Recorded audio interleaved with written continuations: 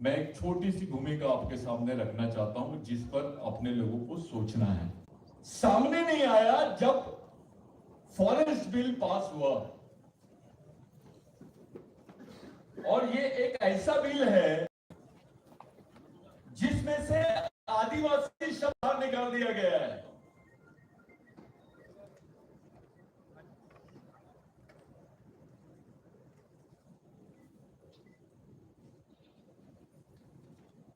आदिवासी शब्द, जंगल से आदिवासी को बाहर निकाल दिया, या जंगल को आदिवासी बहुजन लोग जो परंपरागत वन निवासी भी कहे जाते हैं, वो जंगल के एरिया में रहते हैं, ये सत्य है। ये मोदी सरकार ने जो फॉरेस्ट एक्ट पास किया उसमें आदिवासी शब्द ही निकाल दिया, यानी आदिवासी का कोई उल्लेख नहीं होना। ये इस बात की गारंटी है कि पूरे आदिवासी परिवारों को इस देश में समाप्त करने का षड्यंत्र चालू हो गया है। अगर ये बिल पास हो जाएगा तो भारत के 70% आदिवासी, यानी करीब 6.5 करोड़ आदिवासी देश में हमेशा के लिए जंगलों से विस्थापित हो जाएंगे। हजारों सालों से जिस जमीन पे वो रह रहे हैं, वो जमीनों से उनको खदेड़ा जाएगा। या छत्तीसगढ़ के भी लोग हैं, बस्तर में क्या चल रहा है, खुलेआम झाड़ों को काटकर वहां के आदिवासियों को विस्थापित किया जा रहा है। सुरजागढ़ में क्या हो रहा है, सुरजागढ़ में भी वही चालू है। सुरजागढ़ में भी वही काम चालू है। जबरन उत्खनन हो रहा है, एनजीटी की परमिशन नहीं रहने के बावजूद भी। ये सुरजागढ़ की सरपंच यहां मौजूद है, इन्होंने ग्राम सभा में प्रस्ताव लिया। ग्राम सभा के आदिवासियों को विशेष अधिकार है। वो ग्राम सभा में प्रस्ताव लेने के बाद भी कि भाई हमको ये नामंजूर है, अभी उत्खनन चालू है। वहां के बच्चों को लंग्स कैंसर हो रहा है, वहां के झाड़ लाल हो गए हैं, जो पीने का पानी है वो भी लाल हो गया है। ऐसी अवस्था आदिवासी समाज की है।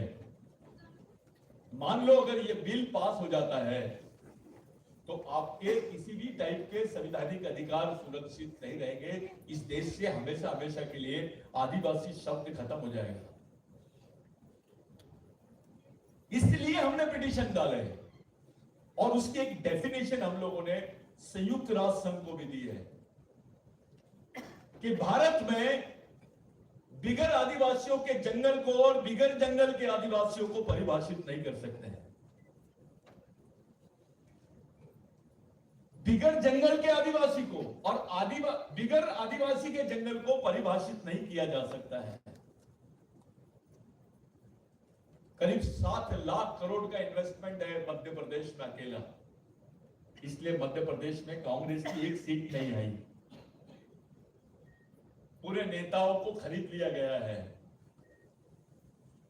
क्योंकि मध्य प्रदेश का कोई प्रतिनिधि नहीं रहेगा संसद में तुम्हारी बात करने वाला, और मध्य प्रदेश के तमाम आदिवासियों से उनकी जमीन छीन लेंगे। एक पॉलिटिक्स है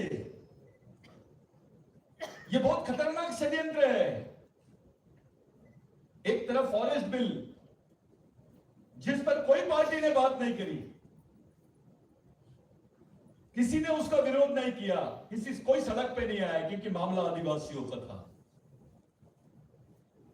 मणिपुर में नंगी करके लड़कियों को सड़क पे घुमाया गया, उसके बाद सरेआम उसको गोली मारी गई। उसकी दखल जिस तरीके से होनी थी उस पर प्रधानमंत्री भी बात नहीं किया। शर्म की बात तो यह है राष्ट्रपति हमारी थी वो भी नहीं गई, राज्यपाल आदिवासी थी, राष्ट्रपति आदिवासी थी, दोनों महिला, और आदिवासी महिला को नंगा घुमाया जाता है, उसको शूट कर दिया जाता है। ये जो घटना है ये हमको संकेत दे रही है कि आने वाला समय हमारे लिए क्या होगा। आने वाले समय में हमारे समाज का अस्तित्व क्या होगा। साथियों, सुप्रीम कोर्ट में पिटीशन डालने के लिए पैसा नहीं था मूवमेंट के पास में। सुप्रीम कोर्ट में कोई पहचान नहीं थी। मैं सुप्रीम कोर्ट में गया, कुछ साथियों से मिला, उनके माध्यम से सबसे बातचीत हुई। उन लोगों के माध्यम से मैं एक कार्यक्रम में गया और वो कार्यक्रम एडवोकेट बलराज साहब से ही, उन्होंने ही ऑर्गेनाइज किया था। और पूरे वो कार्यक्रम में मेरा वहां पर एक परिचय बलराज साहब से हुआ। उनकी जो सोशल थिंकिंग थी, उनकी जो सोच थी, वो सोच देख के मैं बहुत इंप्रेस हुआ। लोग वकील की वो देखी जाती है, लेकिन मैं उनकी सोशल थिंकिंग को देख के इंप्रेस हुआ। और मैंने बोला कि साहब, ये हमारे समाज के भविष्य का सवाल है, हमारे लोगों के भविष्य का सवाल है, ये आपको ये पिटीशन लड़नी पड़ेगी। फिर उन्होंने मुझे समझाया कि नहीं, ये बहुत अलग है, इसकी आपको प्रिपरेशन करना पड़ेगा। तो साथियों, रात दिन एक करके उस पिटीशन का प्रिपरेशन किए हम लोगों ने। प्रिपरेशन करके बलराज मलिक साहब को दिए और पूरी ईमानदारी से साहब ने उसमें लड़ा और आज उसको स्टे दिलाया। नहीं तो लोकसभा के पहले ही 4 करोड़ आदिवासी विस्थापित हो जाते थे। 6 साल के बच्चे को गोली लगती है, अपना कोई पार्लियामेंट में आदिवासी नेता बात नहीं करता है। 6 साल के बच्चे को गोली लगने का मतलब क्या है? कोई दखल नहीं। मध्य प्रदेश चुपचाप बिल्कुल साइलेंस है, छत्तीसगढ़ साइलेंस है। देश में इतना हंगामा होने के बाद प्रधानमंत्री उस पर बात करने के लिए तैयार नहीं है। किसके भरोसे छोड़ दिया गया है तुमको? क्या सही में इस देश की सरकार आदिवासियों के साथ में है? क्या सही में ये लोग मानते हैं संविधान को? ये जो सरकार है, चंद पूंजीपतियों के हाथ में एक खिलौना बन गई है और पूंजीपतियों के पास में तुम्हारे धर्म, तुम्हारी जात गिरवी रहती है, तुम्हारी पार्टियां गिरवी रहती है, तुम्हारे नेता गिरवी रहते हैं। ऐसे समय सबसे ज्यादा अगर इसका फर्क पड़ेगा, सबसे ज्यादा नुकसान अगर किसी का होगा तो गरीबों का, मजदूरों का और सबसे ज्यादा आदिवासियों का। साथियों, मिशन का हमेशा एक प्रयत्न रहा है कि सच के राह में समाज की तरफ जाने का, समाज के आदमी को सच जानने का, जबरदस्ती के ढोंग धतूरे नहीं करने का। एक बोगस आदिवासियों के खिलाफ में पिटीशन डाल दी है, उसमें लाखों रुपए का चंदा करते हैं, करोड़ों रुपए का चंदा करते हैं। ये जो पिटीशन है, जो जीत लड़ रहे हैं हम, इनके खिलाफ में लड़ रहे हैं। उनके पास वकीलों की ढेर है ऐसी। सुप्रीम कोर्ट के अच्छे अच्छे वकील, अटॉर्नी जनरल, लोगों को वो लोग मैनेज करके तुम्हारे सामने खड़ा करेंगे। अगर आदिवासी ये केस हार गया तो देश के संविधान से तुम्हारे 5वीं अनुसूची के अधिकार खत्म, देश के संविधान से तुम्हारे आदिवासी होने का अस्तित्व खत्म, तुम्हारे वन अधिकार खत्म, जो तुम्हारे परंपरागत वन अधिकार है वो भी खत्म, पैसा खत्म, ग्राम सभा खत्म। ये जो आरक्षण का झुंझुना दिया है आपको, ये तो 100 में से 1 लाख लोग फॉर्म भरेंगे तो 7 लोगों को नौकरी लगेगी। वो भी नौकरी तभी लगेगी जब ये लोग निकालेंगे। आज आरक्षण के भरोसे आप खड़े नहीं हो सकते। 7 पोस्ट के लिए 7 लाख एप्लीकेशन रहती है। रिजर्वेशन कहां है फिर? अब तो ब्राह्मण का लड़का भी बियर बार के सामने झाड़ू मार रहा है। ये स्थिति इसकी, कोई बचा नहीं। ऐसी परिस्थिति में हम लोगों ने इस पिटीशन को हाथ में लिया है। ये मीटिंग बुलाने का मेन कारण था कि अपने कैडर्स को मालूम होना चाहिए कि मूवमेंट क्या कर रहा है। मूवमेंट कौन सी बात कर रहा है? मैंने डॉक्यूमेंट्री फिल्म बनाया, मेरे खिलाफ में इन्होंने छत्तीसगढ़ में एफआईआर दर्ज करे। जो फॉरेस्ट पे आ जाइए ऊपर चलो, जो फॉरेस्ट पे डॉक्यूमेंट्री फिल्म बनी है, जो फॉरेस्ट बिल पे हम लोगों ने डॉक्यूमेंट्री फिल्म बनाया है, उसको बैन कर दिया है। छत्तीसगढ़ से शुरू हुआ है, अब महाराष्ट्र में तो दिखाने की परमिशन नहीं दे रहे। हम अपना दुख भी नहीं रख सकते सामने, हम अपनी बात भी नहीं रख सकते सामने। साथियों, ऐसे परिस्थिति में हमने बलराज मलिक साहब को आपके बीच में लाया ताकि समझ ले कि देश में क्या चल रहा है, आपकी पिटीशन कौन से स्टेज पर है, आपके अधिकार कौन से स्टेज पे। मैंने पहला शब्द बोला, अब तक के आदिवासियों की सबसे बड़ी लड़ाई है, उनके अधिकारों की लड़ाई है। एक बार जंगल से आदिवासियों का अस्तित्व खत्म हो जाएगा, उसके बाद डिफाइन नहीं होगा आदिवासी, ना इंडिया में ना यूएन में। हम लोगों ने इंटरनेशनल कॉन्फ्रेंस किया था, तब भी आपको मैंने ये बात बताई थी। सब लोगों को मालूम था कि इंटरनेशनल कॉन्फ्रेंस का क्या हुआ। आज विश्व के 7 देशों ने भारत के आदिवासियों का समर्थन किया है। यह बिरसा ब्रिगेड का काम है। जिस मोमेंट में आप लोग रात दिन काम करते हो, उसकी देन है कि आज 7 देशों के लोग तुम्हारा समर्थन कर रहे हैं। उसके साथ साथ नंदाबाई भील का जजमेंट 2010 का 11 का, जिसमें ये स्पष्ट हो गया कि सुप्रीम कोर्ट ने बोल दिया कि आदिवासी देश का प्रथम नागरिक है और उसको प्रथम नागरिक होने का सम्मान मिलना चाहिए, यानी इंडिजिनियस पीपल का रिकॉग्निशन मिलना चाहिए।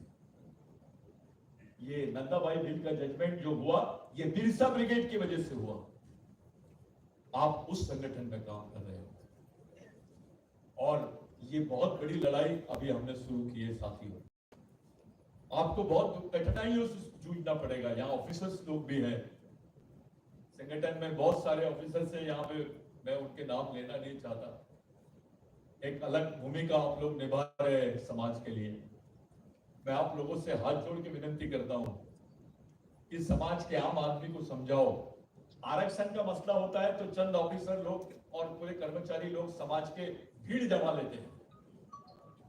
ये समाज के 85% लोगों के जिंदगी का सवाल है, उस पर कोई बात नहीं करता। आरक्षण के इश्यू में सब लोग बात करते हैं, लेकिन वो 85% लोग बेचारे जिनके भरोसे तुम जिंदा हो, वो संस्कृति को मानते हैं, वो बेचारे सदियों से वो जंगलों में रह रहे हैं। उन लोगों की लड़ाई का सवाल है, उनके अस्तित्व का सवाल है, उनके जीवन अस्तित्व का सवाल है। आरक्षण पे बोगस आदिवासियों पे मोर्चा निकलता है, ये बोगस आदिवासी है। मेरा पिताजी भी बोगस आदिवासी के खिलाफ में लड़ रहा था, मैं भी लड़ रहा हूं, मेरी आने वाली जनरेशन भी लड़ेगी। ये समस्या दिन ब दिन हल करने के बजाय और गठित होती चली जा रही है, जटिल होती चली जा रही है। महाराष्ट्र की गवर्नमेंट ने तो खुलेआम प्रोटेक्शन दे दिया, तब किसी मंत्री ने इस्तीफा नहीं दिया। कोई नालायक मंत्री सामने बोलता ही नहीं है, बड़ी बड़ी बातें हाकेंगे। समाज के आधे से ज्यादा लड़के अभी आरएसएस में काम कर रहे हैं, आरएसएस में काम कर रहे हैं। वहां क्या कर रहे हो तुम क्यों चुप हो, बात क्यों नहीं करते हो? ये समाज निर्माण करने की प्रक्रिया है साथियों, इसमें थोड़ी भी गलती होगी तो आने वाली पीढ़ी हमको माफ नहीं करेगी, हमको कोई माफ नहीं करेगा। सब हम पे आरोपी लगाएंगे कि ये लोग गलत तरीके से समाज का प्रतिनिधित्व किए। करीब 1 लाख ग्रेजुएट लड़कों का रिकॉर्ड मूवमेंट ने खड़ा किया। आज भारत के 18 राज्यों में आप लोगों को पहुंचाने का काम, 18 राज्यों के 450 से ज्यादा आदिवासी जनजातियों को जोड़ने का काम मूवमेंट ने किया। ये मैं मुंह से नहीं बोलता हूं, अपने लोग सीरियस नहीं है। कुछ लोगों को ऐसा लगता है मेरे को अध्यक्ष बनाना चाहिए, कुछ लोगों को लगता है मेरे को सचिव बनाना चाहिए। मैं पहले बता दिया था आपको, ये पद वद आपके घर में रखो, ब्रेन में क्या है ये बताओ। संगठन की मेन स्थापना आपके ब्रेन में होना चाहिए। आपका तो कोई भी उपयोग कर लेगा। अगर आप छोटी सोच के रहोगे तो आपका कोई भी उपयोग कर लेगा। मिशन में एक कैडर ही उसकी शाखा है। कोई शाखा ब्रांच लगाने की जरूरत नहीं। ब्रांच तो यहां होनी चाहिए आपके विचारों में।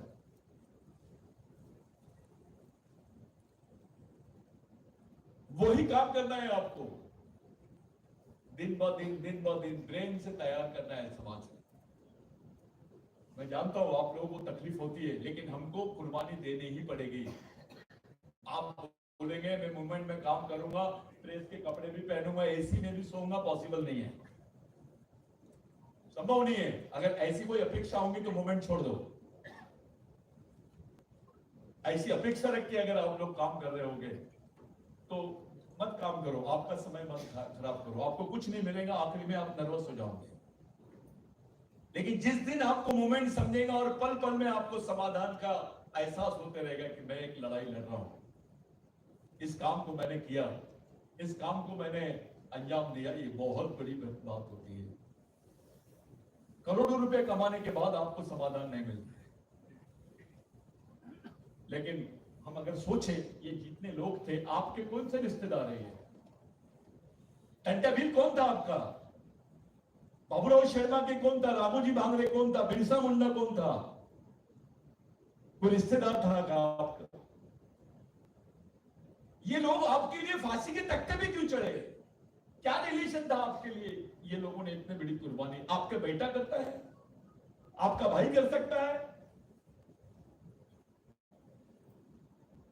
ये कुर्बानी कौन कर सकता है? रेंगापुर को आपके लिए फांसी के तख्ते पे चढ़ गया, कौन कर सकता है? क्या रिलेशन है इनका?